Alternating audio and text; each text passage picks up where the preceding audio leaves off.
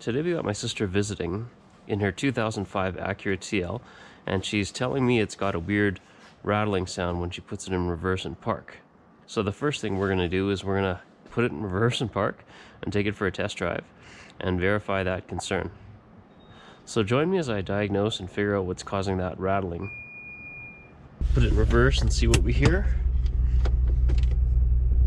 I hear something. Put it in drive.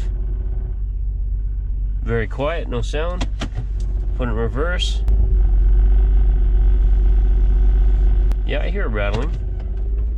Let's take it for a test drive.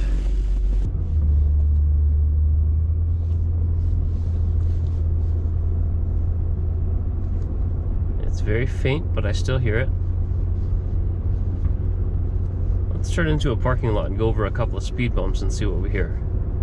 Okay, I'm not sure if you can hear that rattling, but I can, just over the slightest bumps.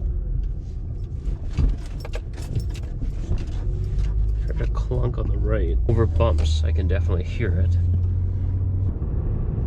Yep, I hear rattling right now.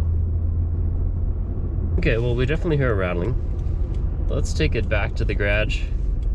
Let's lift it up. Let's do a visual inspection. So I'm going to save you a little bit of time here on this video. I checked all of the basic stuff. The simplest being looking in the glove compartment and in the door for stuff that's rattling.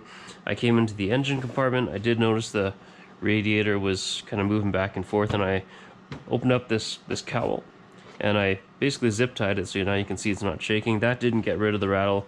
I went underneath and of course I inspected the usual tie rod ends, ball joints, upper control or strut, lower control arm, bushings, sway bar end link.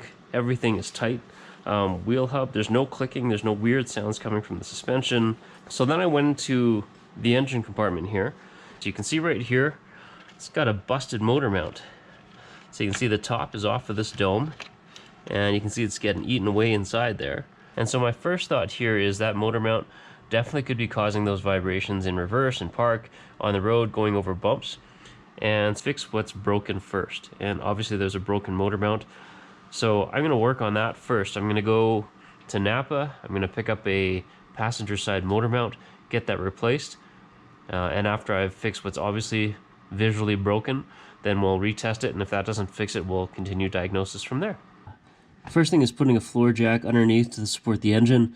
I got a wooden block there under the oil pan. So let's pop off this power steering fluid reservoir and just tuck it to the side there. This is pretty tight.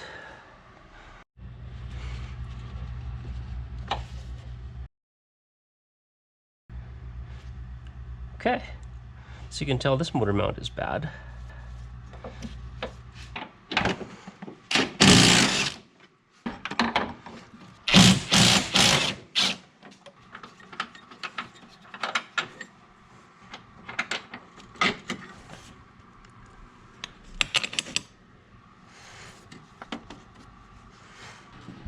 Well, here's the old part.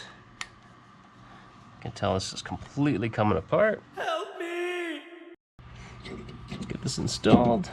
Pointy side up. Round side down. See if we can get these bolts started up.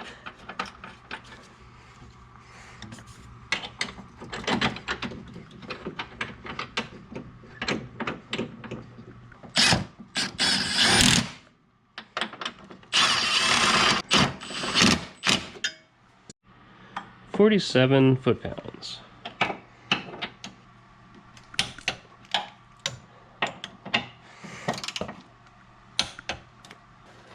This cover on there. Let's get this bracket back. It's probably a good opportunity to clean off that ground, if you like as well.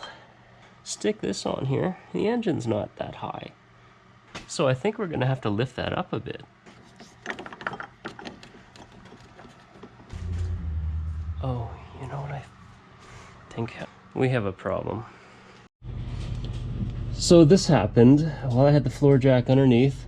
The floor jack apparently was leaking, so after it was holding the engine in place, taking the weight off, of the motor mount, I couldn't use the floor jack to lift the engine higher. I got it resting on the motor mount, and then I pulled out the floor jack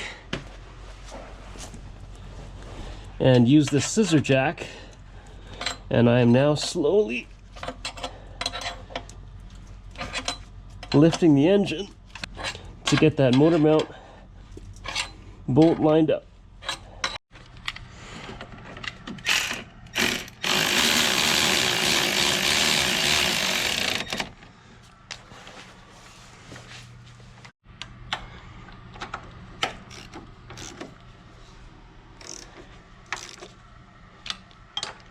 Let's loosen this thing out of here.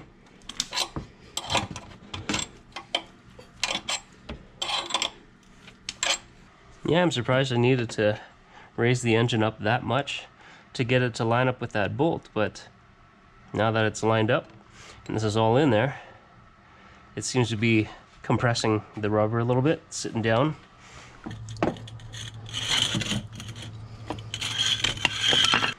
Another 47 foot-pounds here on this bolt.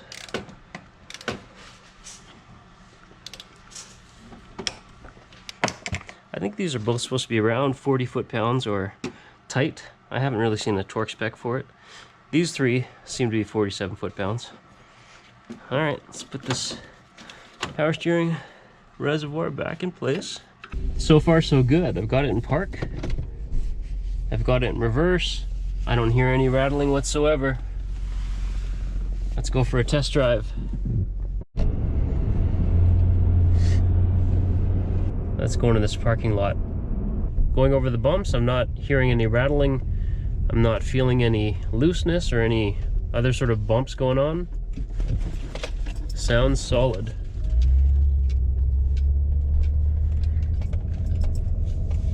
No clunking, no rattling. So there you go. I guess this one's a successful DIY. Diagnose it yourself, so verify the customer concern. Visual inspection, confirm that the motor mount was bad after checking pretty much everything else. And check the technical service bulletins is actually step 3, but step 4, fix what's broke first. Clearly that motor mount was busted, fixed it, and the rattling has gone away. So hopefully this was helpful if you guys experienced something similar. Let me know by hitting that like button. Also leave a comment if you have a question or some feedback or a suggestion, and subscribe. I sincerely appreciate if you did that. It helps us create more DIY and tool review videos. Thanks again for watching, everyone.